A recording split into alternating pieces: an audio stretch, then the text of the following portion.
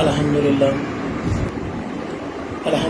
رب العالمین والعاقبۃ للمتقین الصلاۃ والسلام علی سید الانبیاء والمرسلین اما بعد فاعوذ باللہ السمیع العلیم من الشیطان الرجیم واعوذ باللہ ان اللہ هو السمیع العلیم بسم اللہ الرحمن الرحیم سبحان الذی اسری بعبده لیلا من المسجد الحرام الى المسجد الاقصى بارکنا حوله لنریہ من آیاتنا انہ هو السمیع البصیر سبحان ربک رب العزۃ عما یصفون وسلام علی المرسلین والحمد للہ رب العالمین۔ محمد کی غلامی دین حق کی شرط اول ہے صلی اللہ علیہ وآلہ وسلم۔ السلام علیکم ورحمۃ اللہ وبرکاتہ۔ محمد کی غلامی دین حق کی شرط اول ہے، جو ہو اسی میں خامی تو سب محمد ہے۔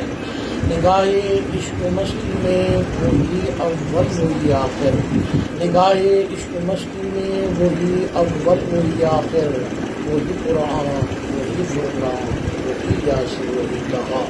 خدائے لم یزل کا دست قدرت تو زباں تو ہے، خدائے لم یزل کا دست قدرت تو زباں تو ہے، یقین پیدا کر اے ناصر میرے بزرگوں دوستوں عزیزوں معزز طالبین کرام سامعین کرام، اس سے پہلے کہ ان کلمات مقدسہ کا بیان اور محبت اور اخلاص کے ساتھ امام الانبیاء صلی اللہ علیہ وسلم درود و سلام پڑھیں۔ اللہم صلی علی سیدنا و مولانا محمد وعلی آل سیدنا و مولانا محمد وبارک وسلم۔ جزا اللہ عنا سیدنا محمد ما والو۔ اللہم صلی علی سیدنا محمد انزل المقعد المقرب عندک یوم القیامہ۔ السلام علیکم ایھا النبی ورحمۃ اللہ وبرکاتہ۔ السلام علینا وعلی عباد اللہ الصالحین۔ السلام علیک یا رسول اللہ۔ ہمارا بیان چل رہا تھا معراج مصطفیٰ قرآن اور سنت کے آئینے میں۔ معراج مصطفیٰ میں ہمارا بیان تھا کہ امام الانبیاء صلی اللہ علیہ وسلم عرش پر فکان قاب قوسین او ادنیٰ پر فائز ہوئے۔ یہاں پر میرا بیان پچھلا ختم ہوا تھا۔ جب آپ اس مرتبے پر فائز ہوئے تو آپ صلی اللہ علیہ وآلہ وسلم، حدیث پاک ہے، ام المؤمنین سیدہ عائشہ صدیقہ رضی اللہ تعالیٰ عنہ راوی ہیں، امام الانبیاء صلی اللہ علیہ وسلم اور اللہ کے درمیان 12,000 کلمات یعنی بات 12,000 علماء کی بات نہیں کہا، کسی پیر صاحب کی بات نہیں کہا۔ ام المؤمنین سیدہ عائشہ صدیقہ رضی اللہ راوی ہے کہ اللہ رب العزت کے درمیان اور نبی آخر الزمان حضرت محمد رسول اللہ صلی اللہ علیہ وسلم کے درمیان 12,000 کلمات جو ہے، جب آپ فقان قاب قوسین ودنا سرفائز ہوئے تو بات چیت۔ یہاں ایک فرق کو سمجھیں جس کو نہ سمجھنے کی وجہ سے اکثر مسلمانوں کا عقیدہ خراب ہوتا ہے۔ پہلے میں آپ کو سمجھاؤں گا، پھر اس کو واقعات سے اور یا اللہ سے بھی سمجھا دوں گا تاکہ سمجھنے میں آسانی ہو۔ جب اللہ نے موسیٰ علیہ السلام کو قرآن پاک میں اپنی تجلی کروائی، پہاڑ پر تجلی کی، موسیٰ علیہ السلام بے ہوش ہو کر گرے، فرمایا سبحانک تبت الیک، تیری ذات پاک ہے ہر قسم کے شرک سے، عیب سے، میں تیری طرف رجوع کرتا ہوں۔ اب موسیٰ علیہ السلام بے ہوش ہو گئے، بات ہی نہیں کر سکتے، اللہ کی تجلی کو دیکھ کر بات ہی نہیں کر، ادھر حضور دیکھ بھی رہے ہیں اور بات بھی کر رہے ہیں، یہ فرق سمجھ آ رہے ہیں؟ ادھر بے ہوش ہو رہے ہیں، بات نہیں کر رہے ہیں، قرآن پاک سے سامنے۔ ادھر آپ اللہ رب العزت سے تجلی کو دیکھ بھی رہے ہیں اور بات چیت بھی کر رہے ہیں، اور 12,000 کلمات 12,000 کلمات ام المؤمنین عائشہ صدیقہ فرماتی ہیں اللہ رب العزت اور ہم سے۔ اس میں فرق کیا ہوتا ہے یہ میں آپ کو بتاؤں۔ حضرت آدم علیہ السلام سے لے کر عیسیٰ ابن مریم تک جتنے بھی پیغمبر ہیں سب کو اللہ کی تجلیات ہوئی، مگر جو مرتبہ حضرت محمد صلی اللہ علیہ وسلم کو ملا یہ حضرت آدم علیہ السلام سے عیسیٰ علیہ السلام تک کسی پیغمبر کو نہیں ملا۔ اس طرح تجلی اور دیدار کرنا کسی پیغمبر کے لیے ممکن ہی نہیں، کیونکہ آپ امام الانبیاء ہیں، خاتم الانبیاء ہیں، آپ کا مرتبہ پیغمبروں میں سب سے افضل ہے۔ میں آپ واقعات سے آپ کو سمجھاؤں تاکہ سمجھنے میں آسانی ہو۔ ایک پیر صاحب تھے تو ان کا مرید تھا۔ پیر صاحب نے اپنے مرید کو کہا کہ ہم بایزید بستامی کے پاس چلتے ہیں۔ آپ نے مرید کو کہا کہ ان سے ملاقات کریں۔ اس نے کہا میں بایزید بستامی کو مل کر کیا کروں گا، جبکہ روزانہ 100 مرتبہ میں اللہ کا دیدار کرتا ہوں۔ کتنا 100 مرتبہ اللہ کی تجلی ہوتی ہے. میں مرشد نے کہا وہ بات تو ٹھیک ہے، لیکن جس طرح با یزید بستامی کو تجلی ہوتی ہے نا، وہ مرتبہ اور ہے. بے شک تو 100 مرتبہ بھی ہو سکتا. اب مرید کو پیر صاحب کی بات سمجھا، مرید چل پڑا با یزید بستامی کے پاس، پیچھے پیچھے پیر صاحب بھی چل پڑے. جب مرید سامنے آیا، با یزید بستامی نے صرف ایک نگاہ کی، مرید تڑپا اور مر گیا. پیر صاحب پیچھے آ رہے تھے، پوچھا حضرت یہ کیا کیا؟ فرمایا یہ سچ کہہ رہا تھا، 100 مرتبہ اللہ کی تجلی کو روزانہ دیکھتا تھا، لیکن جس طرح ہم اللہ کی تجلی کو دیکھتے تھے اس کو ایک مرتبہ بھی برداشت. یہ فرق ہے. 1,00,000 آدمی کو اگر حضور صلی اللہ علیہ وسلم کی زیارت ہو پوری دنیا میں، مثال دے کر سمجھا، ہر آدمی اپنے درجے اور مقام کے اعتبار سے حضور صلی اللہ علیہ وسلم کی زیارت کر رہا ہوگا، کوئی بھی ان میں برابر نہیں ہوگا. یہی حالت پیغمبروں میں ہے کہ جب ہر پیغمبر نے اللہ کی تجلی کو دیکھا، ان میں سے کوئی بھی برابر نہیں تھا، اور حضرت محمد صلی اللہ علیہ وسلم کے برابر کوئی ہو نہیں سکتا. یہ فرق بھی ہم نے سمجھا. 12,000 کلمات ام المومنین سیدہ عائشہ صدیقہ راویہ حضور صلی اللہ علیہ وسلم نے فرمایا اللہ کے درمیان اور حضور صلی اللہ علیہ وسلم کے درمیان. اب اللہ تعالیٰ نے، بخاری شریف میں ہے، مسلم شریف میں ہے، صحیحین کی روایت ہے، اس میں 3 چیزیں ہیں کہ حضور صلی اللہ علیہ وسلم پر اللہ تعالیٰ نے 50 نمازیں، جن کو بعد میں 5 بن کر تبدیل کرا دیا گیا، 5 نمازیں فرض. اور دوسرا سورۃ بقرہ کے رکوع کی آخری آیات حضور صلی اللہ علیہ وسلم پر نازل ہوئی. تیسرا شرک کے علاوہ سارے گناہوں کی امت کی مغفرت کا اللہ رب العزت نے امام الانبیاء سے مانگا. یہ بخاری میں ہے، مسلم میں ہے، صحیحین میں، دیگر حدیث کی کتاب. مگر اس کے علاوہ چوتھی اور اہم چیز بھی ہے، اور وہ یہ ہے کہ حضور صلی اللہ علیہ وسلم کو اللہ تعالیٰ نے فرمایا کہ جب آپ کا کوئی امتی نیکی کا ارادہ کرے گا تو نیکی کے ارادہ کرنے پر میں اسے 1 نیکی عطا کروں، اور اگر اسے کر لے گا تو کم از کم اس کو 10 نیکیوں کا اجر عطا کروں گا.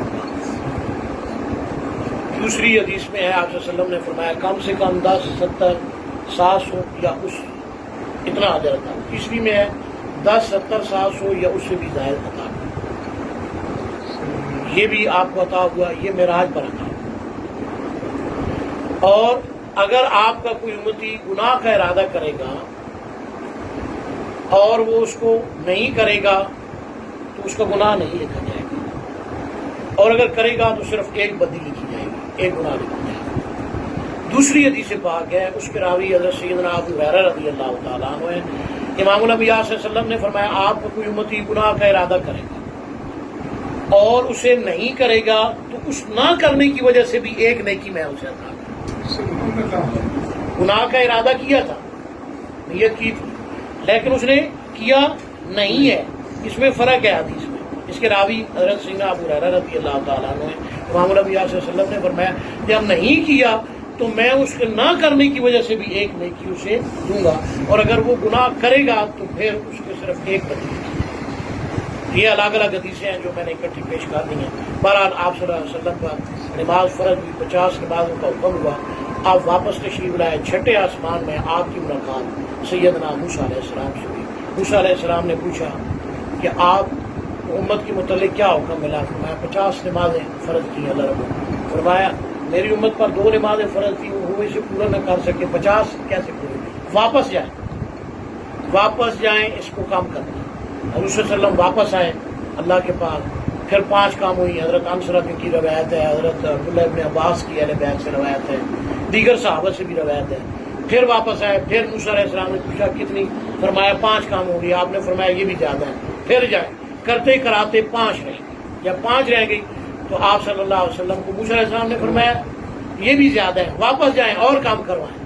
تو آپ نے جبرائیل کی طرف دیکھا، جبرائیل نے بھی ناپسند کیا، حضور نے بھی ناپسند کیا. فرمایا اب مجھے شرم آتی ہے کہ میں اللہ کے پاس بھی آؤں اور مزید تخفیف کا سوال کروں.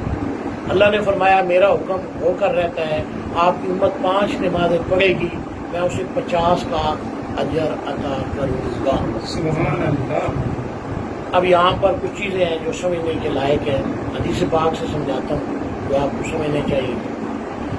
پہلی چیز یہ ہے کہ جو نیک لوگ ہوتے ہیں جب ہم ان کی صحبت میں جاتے ہیں صراط الذین انعمت علیہم الذین انعم اللہ علیہم من النبیین والصدیقین والشہداء والصالحین وحسن اولئک رفیقا، انعام یافتہ لوگ پیغمبر ہیں، اہل بیت ہیں، صحابہ ہیں، اولیاء اللہ ہیں، تو ان کی محفل سے بندے کا درجہ اور مقام بھی بڑھتا ہے، اس پر اللہ کی رحمتوں اور برکتوں کا نزول بھی ہوتا ہے اور درجات میں بھی اضافہ ہوتا ہے۔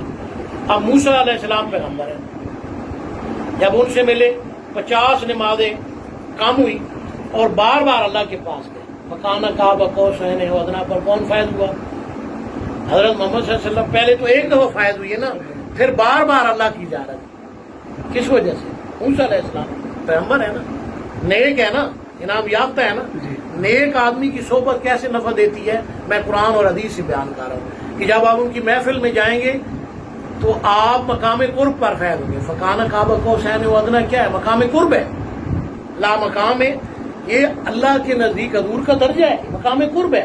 جیسے پیغمبر فیض ہوتے ہیں اسی طرح اہل بیت صحابہ اور یا اللہ فیض ہوتے ہیں، مقام قرب پر فیض ہوتا ہے انعام یافتہ لوگ۔ اب ہر دفعہ گئے، بار بار گئے، بار بار اللہ کی زیارت ہوئی، بار بار فکانہ قاب قوسین و ادنیٰ پر حضور صلی اللہ علیہ وسلم بار بار گفتگو کی، تو یہ نیک لوگوں کی صحبت کا اثر ہوتا ہے۔ اور صرف یہ نہیں بلکہ موسیٰ علیہ السلام کو بھی یہ سعادت بار بار ملی، حضور کی ایک مرتبہ زیارت کرنے سے انسان کا دل اور تڑپتا ہے کہ بار بار زیارت کرے، تو موسیٰ علیہ السلام نے بھی اس سے استفادہ کیا، بار بار حضور کی زیارت کی ہے، ہر دفعہ حضور صلی اللہ علیہ وسلم آتے ٹھہرتے، گفتگو ہوتی، آپ صلی اللہ علیہ وسلم کی زیارت ہوتی، تو موسیٰ کو بھی فائدہ ہوا کہ بار بار حضور صلی اللہ علیہ وسلم کی تشریف لانے سے، گفتگو کرنے سے موسیٰ علیہ السلام کا درجہ ہوا۔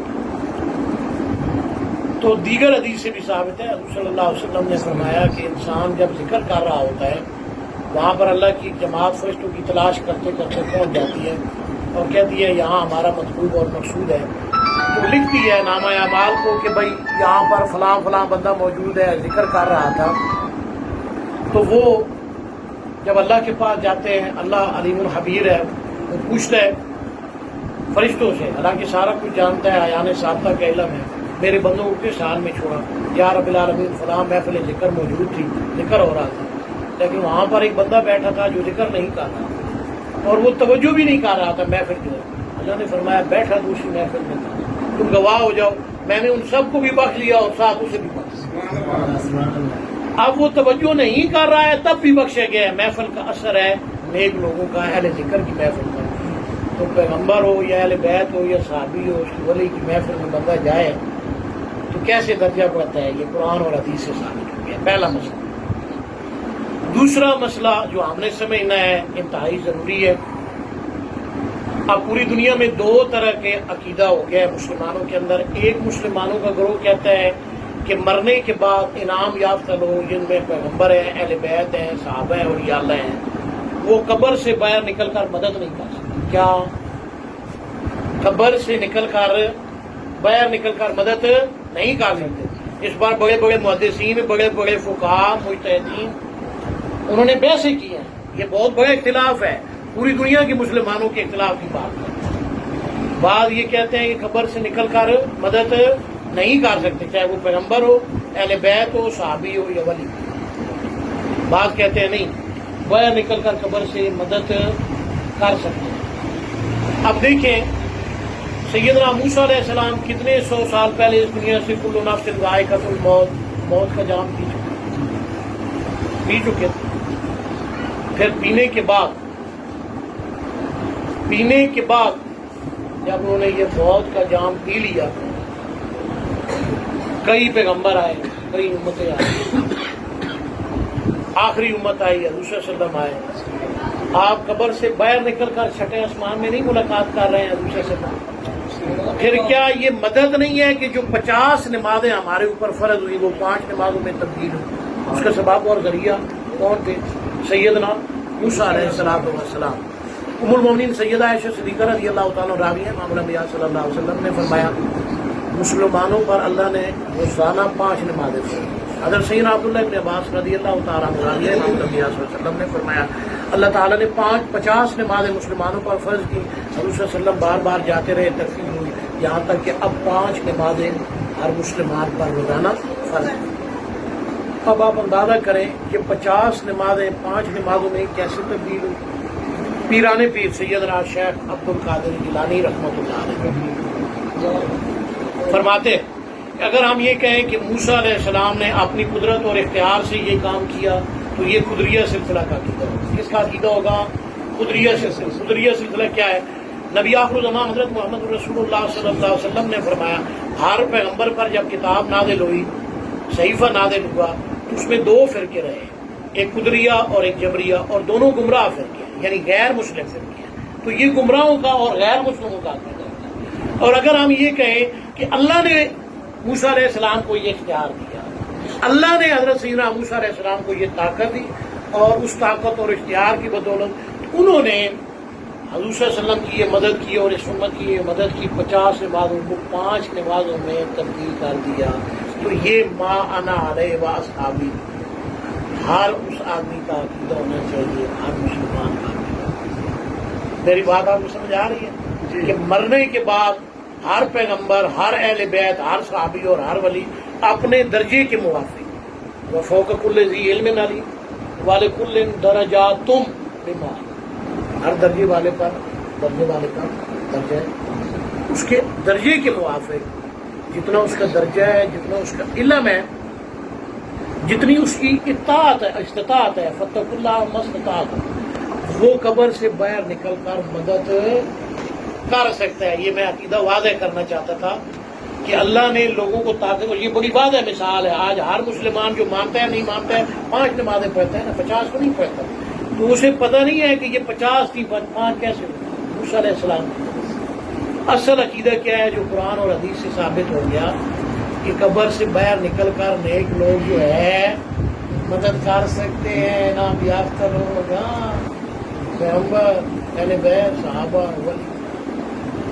اب آپ کہیں گے بھائی حضور صلی اللہ علیہ وسلم، موسیٰ علیہ السلام تو پیغمبر تھے، اس لیے انہوں نے قبر سے باہر نکل کر مدد کی، 50 نمازوں کو 5 نمازوں میں تبدیل کر دی۔ اب کسی غیر نبی اور رسول سے بتاؤ، اعتراض کر سکتا ہے نا بندہ، بھائی ٹھیک ہے آپ کے اعتراض درست نہیں، میں جواب دیتا ہوں۔ میرے ابتدائی مرشد میرے اپنے والد صاحب، میرے آخری مرشد بابا جی سید دین محمد دڑے والد صاحب ولی ہیں، میرے آخری مرشد۔ قبر سے باہر نکل کر مدد کرنے کی بات ہے کہ ہر انعام یافتہ آدمی کر سکتے ہیں، پہلے قرآن اور حدیث سے بیان کیا۔ راول پنڈی میں تھا، آپ کو پتہ ہے میں آرمی میں رہا ہوں، میں نے جاب کی سروس کے دوران، میرے پاس یونٹ کی طرف جا رہا تھا، 2 بندے آئے اور وہ قادیانی تھے۔ میرے دل میں تنگی ہوئی، سینہ تنگ ہوا، تھوڑی پریشانی آئی، حالانکہ بابا جی کی یاد میں جب ان کی جگہ پر جاتا تھا تو بابا جی نے مجھے واضح حکم دیا تھا کہ بیٹا تمہارے پاس ہندو آئیں گے، مسلم آئیں گے، ہر کیٹیگری کا بندہ آئے گا، جو تیرے بس میں ہو تو نے ان کی مدد کرنی ہے، مذہب کو سامنے نہیں رکھنا، جو آپ سے ہو سکا اس کی مدد کرنی ہے۔ اور میں خود ہندو جب آتے تھے انہیں سرو کرتا تھا بابا جی کی محفل، مشتاق صاحب گئے انہوں نے دیکھ لیا جگہ، ہاں ہندو بھی آتے تھے بابا جی، تو میں انہیں کھانا پیش کرتا تھا بابا جی کا آرڈر۔ اب میرا جو ہے دل پریشان ہوا، سینہ تنگ ہوا۔ آپ سمجھتے ہیں کہ قادیانیوں کا عقیدہ کیسا ہے، کہ وہ قادیانی تھے، ملنے کے لیے میں یونٹ کی طرف جا رہا ہوں، بابا جی سید دین محمد دڑے والی سرکار اس دنیا سے رخصت ہوئی، انہیں کیسے پتہ لگتا ہے یہ کیسے مدد کرتے ہیں۔ یونٹ کے دروازے پر پہنچا، وہ 2 بندے میرے ساتھ تھے، میں نے دیکھا بابا جی گیٹ کے ساتھ بیٹھے، کھل کر میں نے زیارت کی، بیداری کی حالت میں کیا انعام یافتہ قبر سے نکل کر کیسے مدد کرتے ہیں۔ بابا جی کی میں نے زیارت کی، جو ہی میری نگاہ بابا جی کے جسم اقدس پر پڑی، میرے دل کی پریشانی ختم ہو گئی، سینے کی تنگی ختم ہو گئی۔ گیٹ سے ہم اندر داخل ہوئے، تقریباً 100 گز یا اس سے تھوڑا زیادہ ہماری کینٹین تھی۔ میں وہاں پر ان بندوں کو لے گیا، انہیں چائے کا آرڈر دیا، میں نے کہا انہیں پانی دو، میں دوڑا۔ ایک آدمی کا آدمی کتنا تیز دوڑ سکتا ہے آپ خود سوچ سکتے ہیں، میں بھاگتا ہوا آیا بابا جی کی طرف، گیٹ کی طرف آیا۔ جب میں آیا تو بابا جی موجود نہیں تھے، میں چاہتا تھا کہ بات چیت کروں، لیکن قدموں کے نشان اور جسم جو وہاں پر آپ تشریف فرما تھے، زمین پر آپ دیکھیں، وہ سارے موجود ہیں۔ نیک لوگوں کی صحبت کیسے اثر رکھتی ہے؟ موسیٰ کی صحبت سے بار بار فکانہ کعبہ قوسین ادنیٰ پر حضور صلی اللہ علیہ وسلم ہے نہیں، اور موسیٰ علیہ السلام کو حضور صلی اللہ علیہ وسلم کی بار بار زیارت ہوئی اور بار بار حضور صلی اللہ علیہ وسلم سے ملاقات کرنے کا شرف حاصل ہوا۔ پیغمبر ہے، اب یہ غیر پیغمبر ہیں بابا جی، ان کی صحبت سے صرف میری نگاہ ہی ان پر پڑی تو کیسے وہ سینے کی تنگی، وہ دل کی پریشانی اور قبر سے باہر نکل کر مدد کی یا نہ کی؟ سبحان اللہ۔ یہ بیداری کی بات کر رہا ہوں، خواب کی بات نہیں کر رہا ہوں۔ اللہ تعالیٰ ہر انعام یافتہ آدمی، میں نے پہلے بتایا کہ وَلِكُلٍّ دَرَجَاتٍ مِّمَّا عَمِلَ، ہر آدمی کو اس کے درجے کے موافق، وَلِكُلٍّ دَرَجَاتٌ مِّمَّا عَمَلُوا، ہر آدمی کو اس کے درجے کے موافق، ہر آدمی کو وَفَوْقَ كُلِّ ذِي عِلْمٍ عَلِيمٍ علم کے موافق، ہر آدمی کو فَاتَّقُوا اللَّهَ مَا اسْتَطَعْتُمْ وَاسْمَعُوا وَأَطِيعُوا وَأَنفِقُوا خَيْرًا لِّأَنفُسِكُمْ، اس کی استطاعت کے مطابق اللہ اختیار دیتا ہے۔ جو پیغمبر ہے، اہل بیت ہے، صحابی ہے، ولی ہے، وہ قبر سے باہر نکل کر مدد کر سکتا ہے۔ تو یہ ایک بہت بڑا عقیدے کا مسئلہ تھا کہ نیک لوگوں کی صحبت سے جہاں ہمیں نفع ہوتا ہے، چاہے وہ زندہ ہوں یا مر چکے ہوں، اس دنیا سے دوسرے عالم میں ہیں، وہاں وہ مدد بھی کر سکتے ہیں۔ اس چیز کو اچھی طرح اپنے عقیدے کو درست کریں، اور اس وقت جو مسلمانوں کا غلط عقیدہ آ گیا ہے، بڑے بڑے علماء کا، محدثین کا، کہ قبر سے باہر نکل کر مدد نہیں کر سکتے۔ میں نے پہلے حدیث اور قرآن سے بتایا کہ موسیٰ علیہ السلام نے 50 نمازیں 5 نمازیں تو وہ قبر سے باہر ہی تو تھے۔ پھر آپ دیکھیں کہ ہماری نیت، حضور صلی اللہ علیہ وسلم کی حدیث ہے، حضرت ابو ہریرہ رضی اللہ تعالیٰ عنہ راوی ہیں کہ لوگ اللہ کے سامنے ان کی نیتوں کے موافق اٹھائے جائیں گے۔ وہ انسان کی نیت ہے نا، اس کے موافق اٹھائے جائیں گے بروز قیامت۔ یہ نیت بڑا اہم عمل ہے، انما الاعمال بالنیات، اعمال کا مدار نیت پر ہے۔ تو اب دیکھیں ہماری ایک آدمی کے دل میں یہ بات آ گئی کہ میں برائی کروں گا، لیکن اس نے برائی نہیں کی، اس پر بھی اسے ایک نیکی اللہ تعالیٰ عطا فرمائے۔ یہ کتنا بڑا اس امت کے لیے خاص فرق ہے جو حضور صلی اللہ علیہ وسلم کو اور اس امت کو حضور کی وجہ سے ہے نہیں۔ اور اگر وہ اللہ نہ کرے برائی کرتا ہے تو صرف ایک برائی کا اسے برائی گناہ لکھتا ہے، اور نیکی کا ارادہ کرتا ہے تو ایک نیکی لکھی جائے گی اگرچہ اس نے کی نہیں ہے، صرف ارادہ کر لیں، اور اگر کر لی تو کم از کم 10 70 100 یا اس سے زائد، جتنا اس کا خلوص ہوگا، جتنا اس کی استطاعت ہوگی، جتنا بڑا درجہ ہوگا، جتنا بڑا علم ہوگا اس کے پاس، اس حساب سے اسے اللہ تعالیٰ وہ اجر و ثواب۔ اب آپ صلی اللہ علیہ وآلہ وسلم واپس آئے معراج سے، کنڈی ہل رہی تھی، آپ معراج پر گئے حضرت میانی کے پاس سے، واپس آئے، کنڈی ہل رہی تھی۔ آپ، میں نے خود کئی دفعہ کنڈی ہلائی ہے، 2.5 سے 3، 2 منٹ سے لے کر 3 منٹ تک وہ ہلتی ہے۔ اتنی کم دیر میں آپ صلی اللہ علیہ وسلم گئے۔ ہر آسمان کی اونچائی 500 سال ہے، پھر عرش کا ایک پائے سے دوسرے پائے تک 500 سال کا سفر ہے۔ ہر عجاب جو فکانہ جو سدرۃ المنتہا سے آگے تھے اس کی اونچائی 500 سال ہے۔ اتنے بڑے سفر کر کے آپ اتنی جلدی کیسے آئے؟ سادہ الفاظ سے سمجھا تاکہ آپ کو سمجھ نہ آ سکے۔ دنیا میں زندگی گزارنے والے لوگ 2 طرح کے لوگ، ایک وہ لوگ ہیں ان پر ان کا جسم غالب ہے، روح اندر ہے، مغلوب ہے۔ ایک گروہ وہ ہے، ایک گروہ وہ ہے جن کی روح ان کے جسموں پر غالب ہے۔ جو انعام یافتہ لوگ ہوتے ہیں ان کی روح ان کے جسموں پر غالب ہوتی ہے، اس وجہ سے وہ فرش پر چل رہے ہوتے ہیں غیر نبی اور رسول۔ تو جو حجاب ہے سدرۃ المنتہا کے بعد، وہاں ان کی روح، یہ ان کی ہمت ہوتی ہے، ان کی روح موجود ہوتی ہے اس پردے کے اندر، اور اللہ تعالیٰ سے ڈائریکٹ کر کے احکامات لے رہی ہوتی ہے۔ اور حضور کی کچہری میں ایسے لوگ حاضر ہوتے ہیں، حضور سے ڈائریکٹ احکامات لے لیتے ہیں، خلفائے راشدین سے لے لیتے ہیں، سمجھ گئے نا، کیونکہ ان کی روح ان کے جسموں پر غالب ہے۔ اور دوسرا وہ گروہ ہے جن کا جسم غالب ہے روح پر۔ اب جن کی روح غالب ہوتی ہے ان کی کیفیات کیا ہوتی ہیں؟ وہ اتنا جلدی یہ کام کرتے ہیں، دوسرا آدمی کوئی پیمانہ آج تک نہیں بنا کہ اس کو ناپ سکے۔ عبدالوہاب شعرانی ایک بہت بڑے ولی کامل گزرے ہیں، آپ فرماتے ہیں درود پاک کثرت کے ساتھ پڑھتے تھے، فرمایا اگر ایک سیکنڈ میری نگاہ سے امام الانبیاء صلی اللہ علیہ وسلم غائب ہو جائیں تو میں اس زندگی کو موت سے بھی بند کر سکتا۔ بچے تھے، حضور صلی اللہ علیہ وسلم کی خواب میں زیارت ہوتی تھی، والدہ بھی ولیت تھی، تو بتاتے تھے اپنی والدہ کو کہ حضور کی زیارت ہوئی، فرمایا ابھی تم نابالغ بچے ہو، جوان ہو گئے، پھر زیارت ہوتی تھی، فرمایا ابھی تم نابالغ ہو، بچے ہو، فرمایا امی جان بالغ کیسے ہوں گا؟ فرمایا جب بیداری کی حالت میں حضور کی زیارت، جب بیداری کی حالت میں آپ ذکر کرو گے تو پھر کیا ہوگا؟ بالغ ہو جائے۔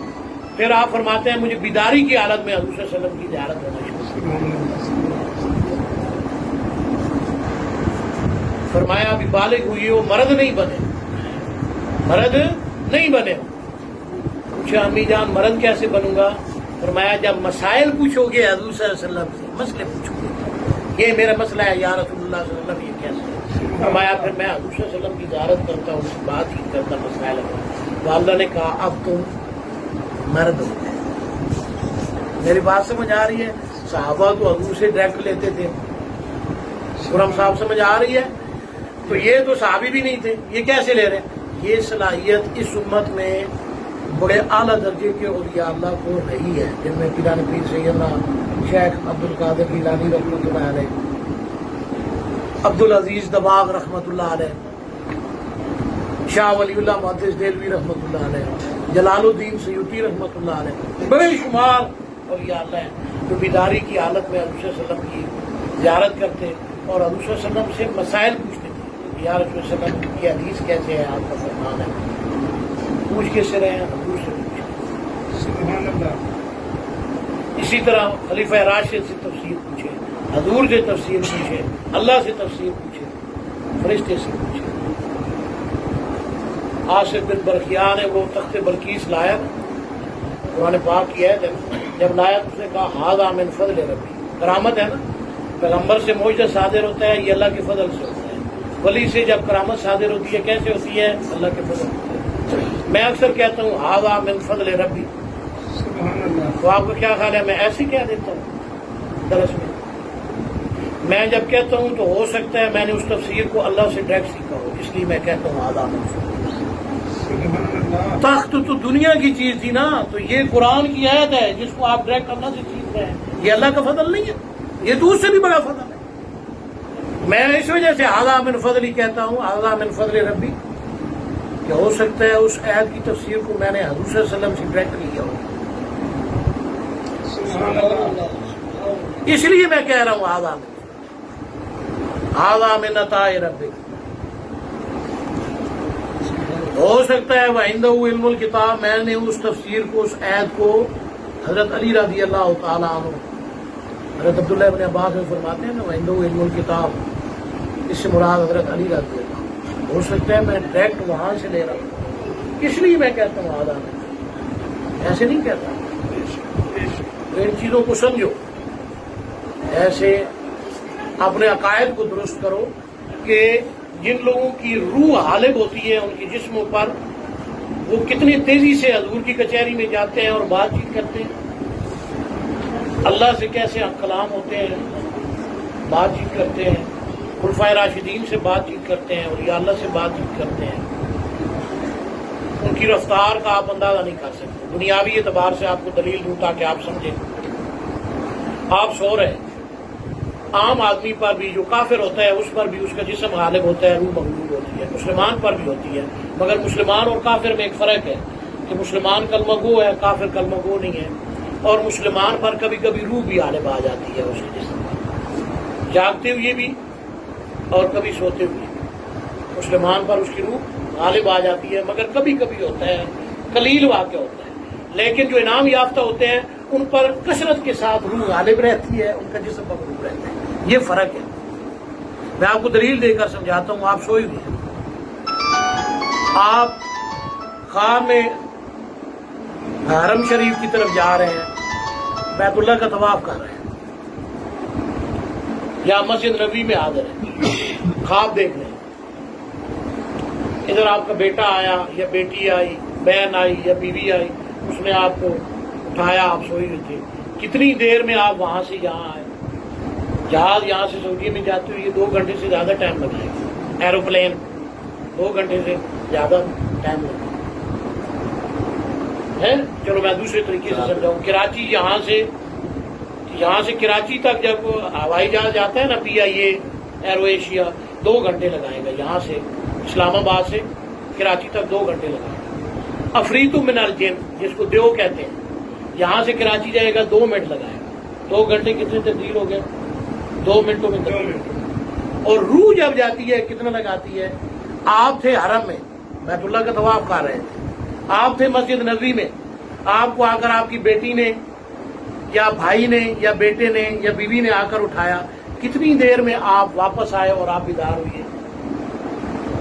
2 گھنٹے میں، 2 منٹ میں، اس سے بھی پہلے آپ بیدار ہو.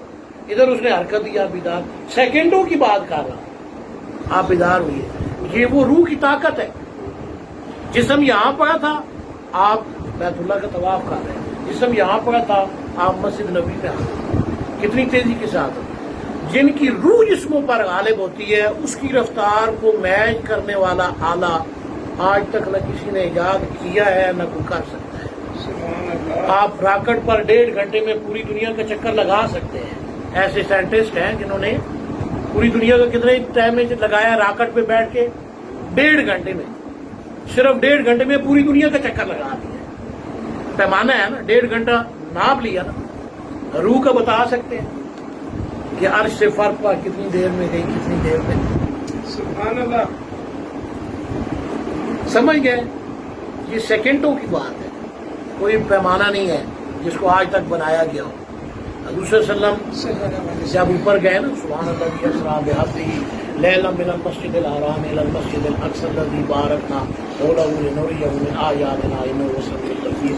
ایسے لوگوں کی روحیں جسموں پر غالب رہتی ہیں تو وہ پھر بہت کم دیر میں یہ جو حضور صلی اللہ علیہ وسلم پوری ہل رہی تھی گئے اور واپس آ گئے. ایسے آدمیوں سے معجزہ صادر ہوتا ہے، کرامتیں صادر ہوتی ہیں جو غیر پیغمبر ہوتے ہیں، جو صحابہ ہوتے ہیں، جو اولیاء اللہ ہوتے ہیں.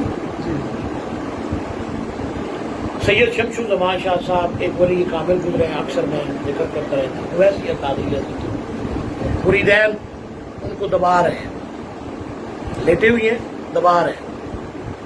اچانک کیا دیکھتے ہیں کہ پیر صاحب بیچ میں سے گئے. کدھر گئے؟ اب دوسروں کو تو پتہ نہیں ہے، لیکن جو دبا رہے ہیں انہیں پتہ چل گیا پیر صاحب تو ادھر غائب ہو گئے. تھوڑی دیر گزری تو پیر صاحب پھر ادھر ہی ہیں. وہ دبا رہے ہیں تو پھر فرق تو آ گیا. اب مریدین نے، دوسروں کو تو پتہ نہیں تھا، انہوں نے اصرار کیا حضرت آپ کدھر تھے؟ آپ تو نکل گئے تھے. کہ یار یہ پردے کی بات ہے، رہنے دو. اب بعض مرید بھی لاڈلے ہوتے ہیں جن کو بتانا بھی پڑتا ہے، ڈالی بھی نہیں جاتی. آپ نے فرمایا یہ خوشبو سونگا تو کھارے پانی ساتھ لگا ہوا تھا اور اس کی سمیل آ رہی تھی. فرمایا ایک مرید تھا جو بحری جہاز کا سفر کر رہا تھا، جہاز ڈوب رہا تھا، اس نے پکارا، میں گیا اور جہاز کو کنارے پر لگا کر واپس. کیسے پتہ چلتا ہے ان کو؟ بابا جی کیسے عالم برزخ سے عالم دنیا میں آئے؟ ہاں، قبر سے نکل کر آئے. کہ دل جو ہے پریشان ہو گیا ہے، سینہ تنگ ہوا ہے، پریشان ہوئے. حالانکہ انہوں نے مجھے زندگی میں یہ حکم دیا تھا کہ آپ کے پاس ہر بندہ آئے گا، ہر مذہب کا بندہ آئے گا، آپ سے جو ہو سکے آپ نے ان کی مدد کرنی ہے اچھے طریقے سے. لیکن میرے ذہن سے وہ بات نکل گئی اور میں ایک مذہبی عقیدت یا حضور کی محبت کی وجہ سے میرا دل جو ہے پریشان ہوا، سینہ تنگ ہوا. فوراً بابا جی سمجھ گئے عالم برزخ میں دنیا سے رخصت ہوئی، فوراً سامنے آ گئے. اور اسی جگہ پر ٹھیک ہے جہاں سے میں نے گزرنا تھا. میں نے دیکھا بابا جی سامنے موجود ہے، میری نگاہ پڑی، وہ سارے سینے کی تنگی ختم ہو گئی، دل کی پریشانی ختم ہو گئی. یہ فرق ہے. ان کی روحیں ان کی جسموں پر غالب ہوتی ہیں اور یہ مکان اور زمانے کے پابند نہیں ہوتے. یہ میں اس کی تفسیر کر رہا ہوں. سبحان الذی اسریٰ بعبدہ لیلا من المسجد الحرام الی المسجد الاقصی الذی بارکنا حولہ لنریہ من آیاتنا انہ هو السمیع البصیر. یہ مکان اور زمانے کے پابند نہیں ہوتے. جب چاہے مکان سے نکل جاتے ہیں، جب چاہے زمانے سے نکل جاتے ہیں. زمانے کو انہوں نے کنٹرول کیا ہوتا ہے، یہ زمانے کو کنٹرول کر رہے ہوتے ہیں.